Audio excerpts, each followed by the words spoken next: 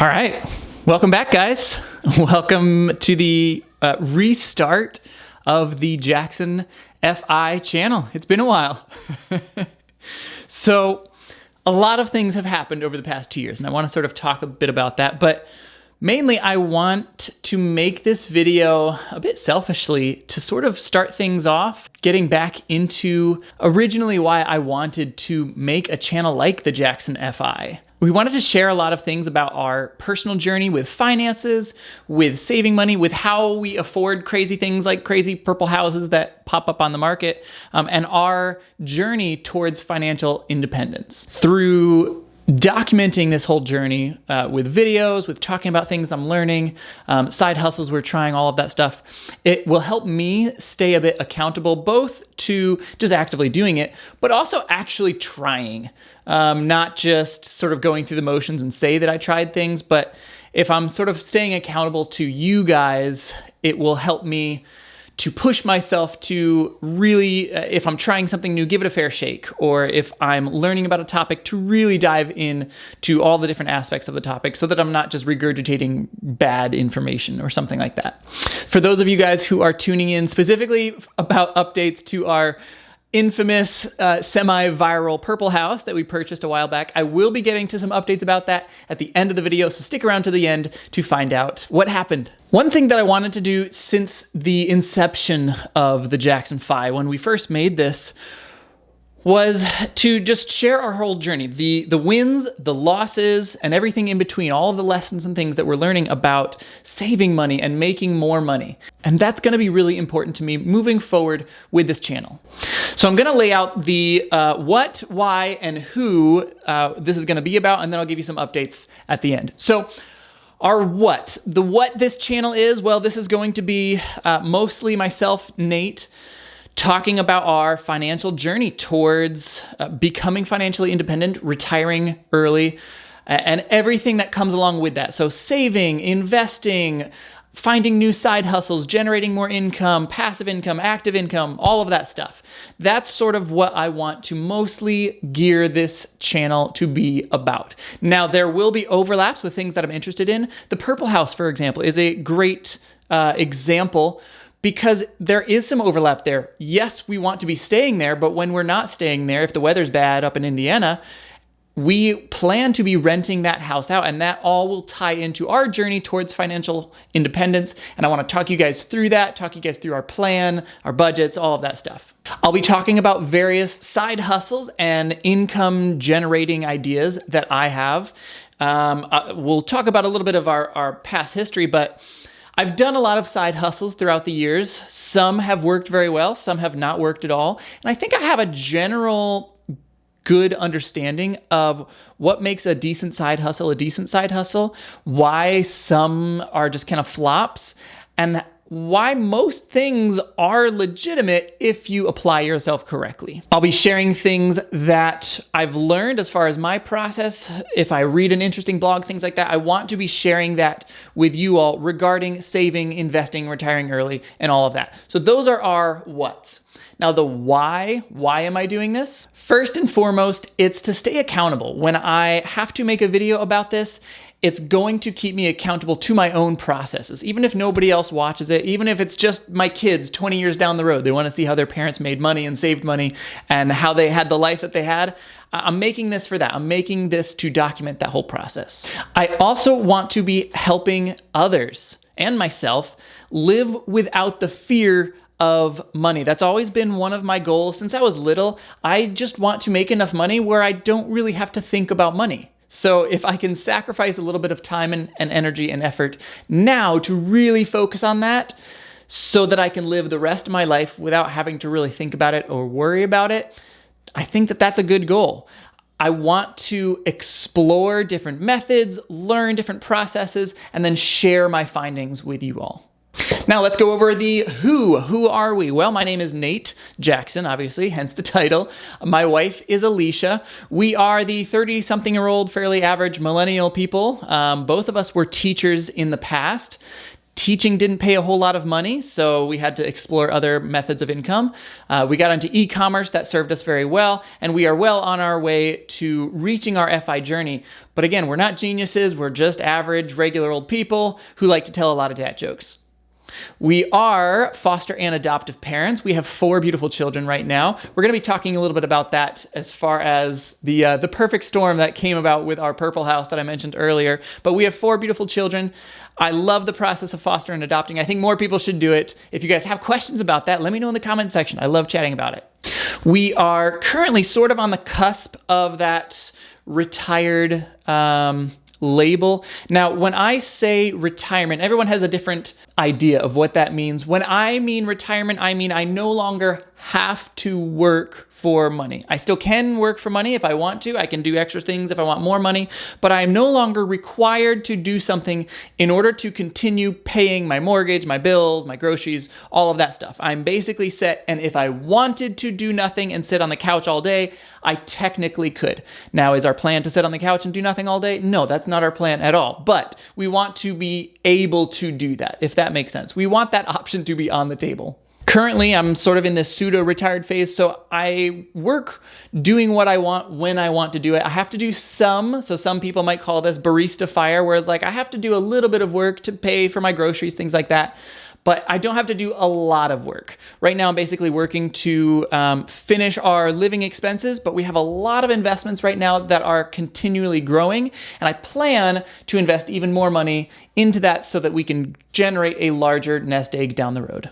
We have a number of passive income streams, rental property incomes that are coming, crypto, index funds, all of the different investment type of vehicles we've dabbled in a little bit. And all of that is to contribute to our ultimate goal of being financially independent and retiring early to enjoy our younger years with our kids.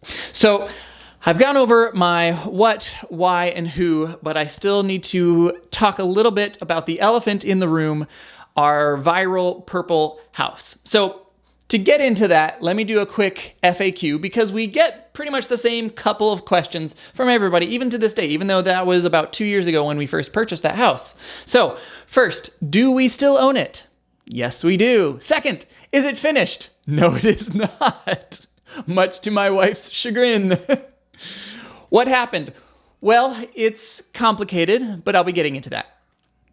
Why are you ruining it? Well, let me address this in that the mid-century modern house-loving people of the internet are some of the worst people that we've ever come across. There are a couple people who are fantastic, loving and considerate, and we appreciate you guys.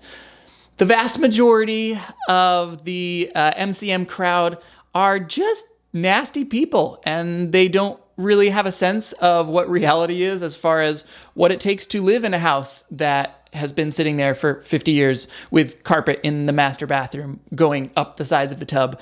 There's certain things that happen with things like carpet that is 50 years old in a master bathroom that require addressing, and it doesn't make everybody happy, and we get that.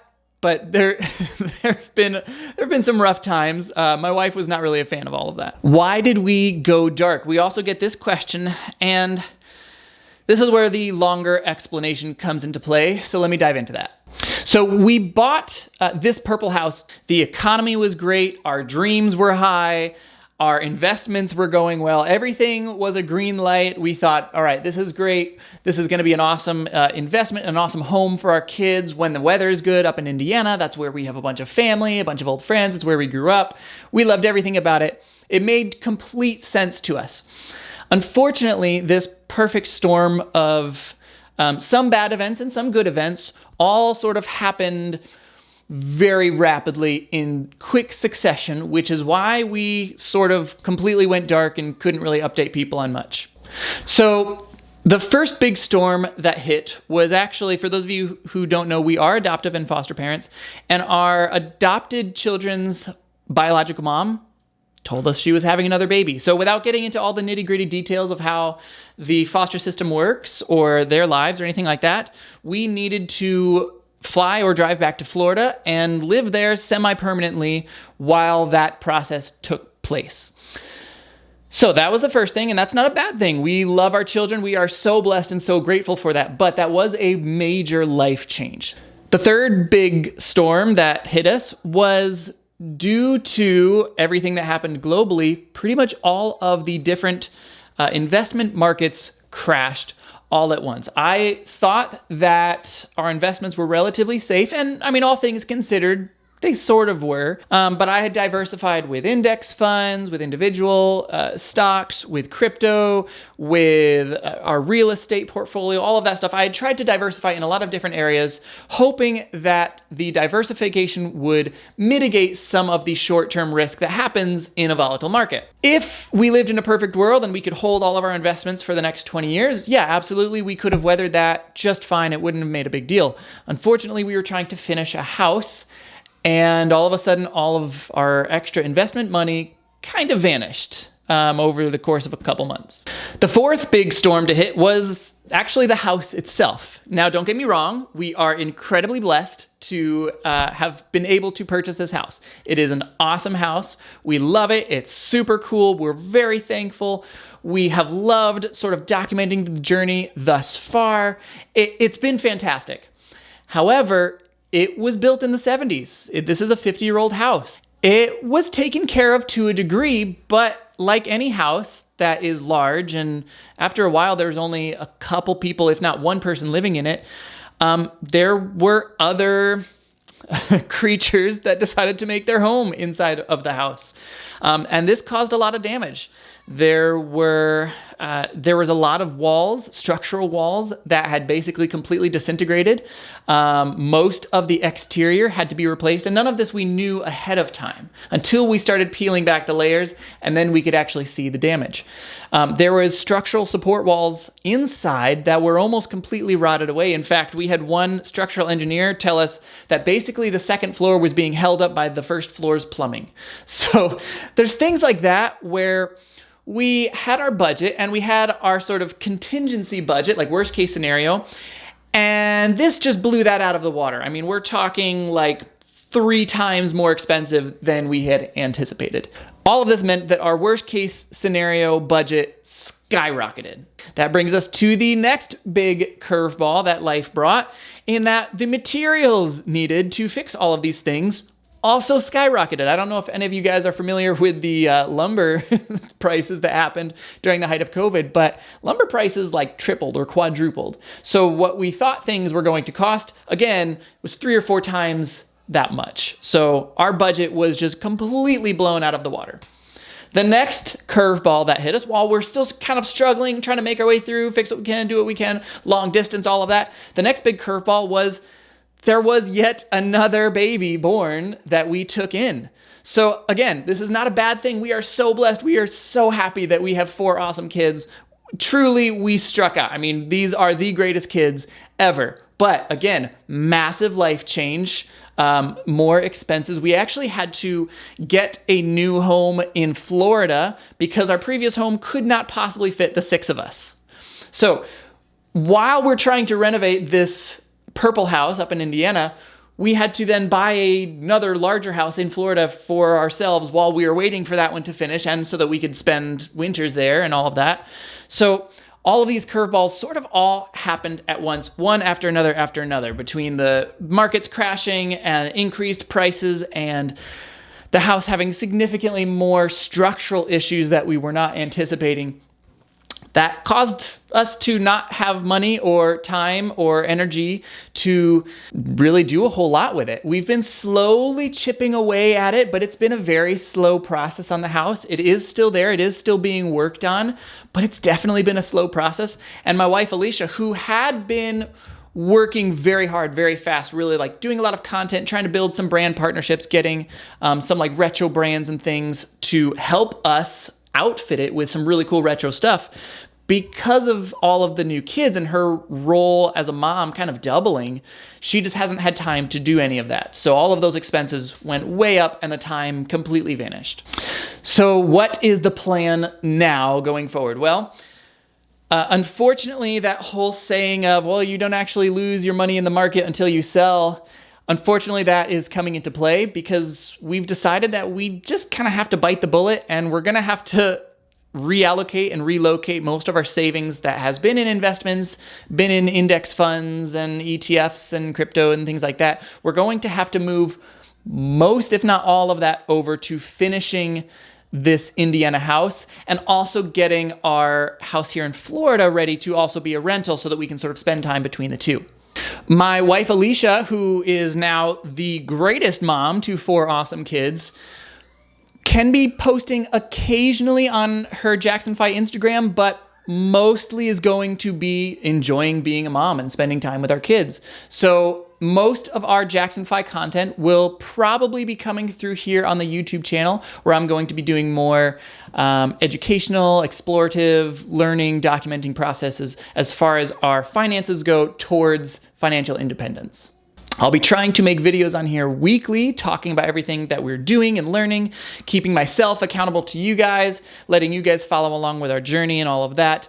I'll be keeping you updated on how the houses are going, if people are interested in seeing them. Once it's ready to actually rent out and we're not staying there, we'll definitely be sharing links with you guys if we put it up on Airbnb or whatever. So keep in touch here if you guys want to chat about the house or finances or fostering and adopting, anything like that.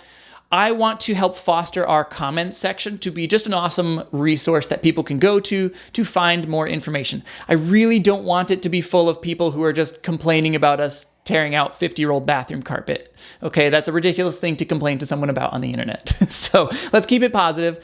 And I would love to talk with people and have actual meaningful conversations down in the comment section. For now, I look forward to chatting with you guys, and we will see you in the next one.